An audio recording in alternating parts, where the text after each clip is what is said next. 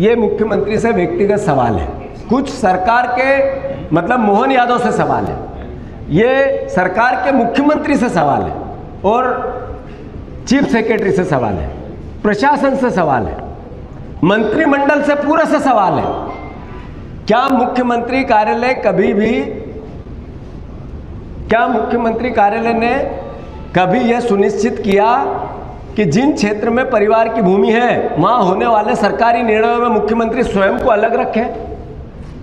मुख्यमंत्री की जमीनें हैं, उसको लाभ मिलेगा इस परियोजना से, ऐसे निर्णय में मुख्यमंत्री ने अपने आप को अलग किया क्या? दूसरा, क्या किसी कैबिनेट बैठक, विभागीय बैठक, मास्टर प्लान की प्रक्रिया में मुख्यमंत्री ने अपने परिवार की निजी लाभ पर मंत्रिमंडल में चर्चा की कि ये जमीन का इस योजना से मेरे परिवार को इस तरह का लाभ होगा? क्या मंत्रिमंडल में ये बात आई थी?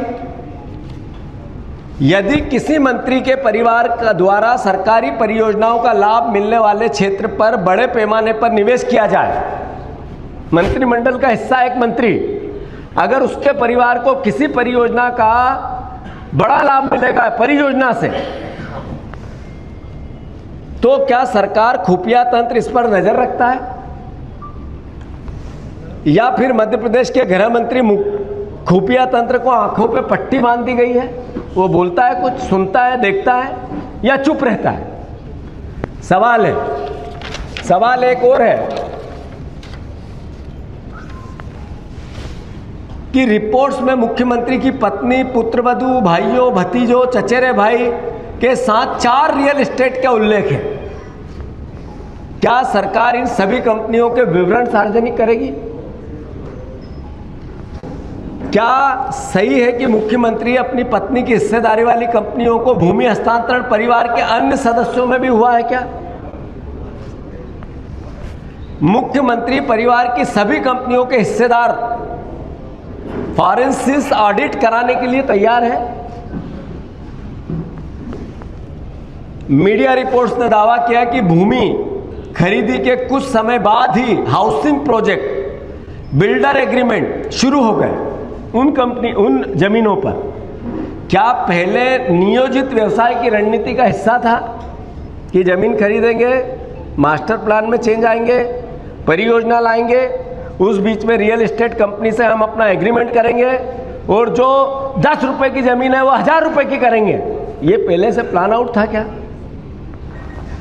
क्या यह सही है कि कुछ परियोजनाओं में भूमि मालिकों के विकसित संपत्ति 60% से 70% का हिस्सा है, जिनकी भूमि है, मुख्यमंत्री की हो, उसके परिवार की हो? तो जब सरकारी योजनाएं लैंड पुलिंग आती है, आईडीए कोई योजना लाता है हाउसिंग की, हाउसिंग बोर्ड कोई योजना लाता है, तो वहां 50% डेवलप प्लाट मिलेगा और मुख्यमंत्री को 70% डेवलप प्लाट मिलेगा उनकी कंपनियों को, उनके हिस्सेदारी को। ऐसा क्यों? ये किसानों के साथ धोखा नहीं है? ये उन जमीन मालिकों के साथ धोखा नहीं है कि आप सरकार की योजनाओं में 50-50 का रेशो, 40-60 का रेशो और मुख्यमंत्री के इसमें 70-30 का रेशो? तो ये किसानों को, जो मुख्यमंत्री सबका वरदहस्त होता है, उन्होंने प्रदेश के साथ धोखा नहीं किया? क्या प्रोजेक्ट में आर्थिक लाभ अनुमानित सरकार सार्वजनिक करेगी? इन प्रोजेक्ट में जितना पैसा आर्थिक फायदा होगा इसका असेसमेंट करके सार्वजनिक करेगी क्या? सवाल है कि मुख्यमंत्री जी बताएं कि पहले सड़क तय हुई कि पहले जमीन खरीदी गई? पहले सड़क हुई या पहले जमीन खरीदी? ये बात तो उनको स्पष्ट बताना पड़ेगा ना प्रदेश को। क्या उज्जैन के सामान्य किसान नागरिकों को भी यह जानकारी उपलब्ध थी जिसके आधार पर इतनी बड़ी मात्रा में भूमि पर निवेश हुआ? इसका सार्वजनिक कोई प्रमाण है? पूरे देश के सामने न खाऊंगा न खाने दूंगा कि सार्वजनिक घोषणा करने वाले प्रधानमंत्री की क्या नैतिक दायित्व नहीं है इसकी पूरी जांच कराने का? क्या मुख्यमंत्री ये घोषणा करेंगे कि उनके परिवार की 2023 के बाद भूमि खरीदी की जांच किसी, जैसे मैंने पहले कहा, सिटिंग सुप्रीम कोर्ट से जज से जांच कराई जाए? इन सब प्रेस कॉन्फ्रेंस का अंतिम प्रश्न है।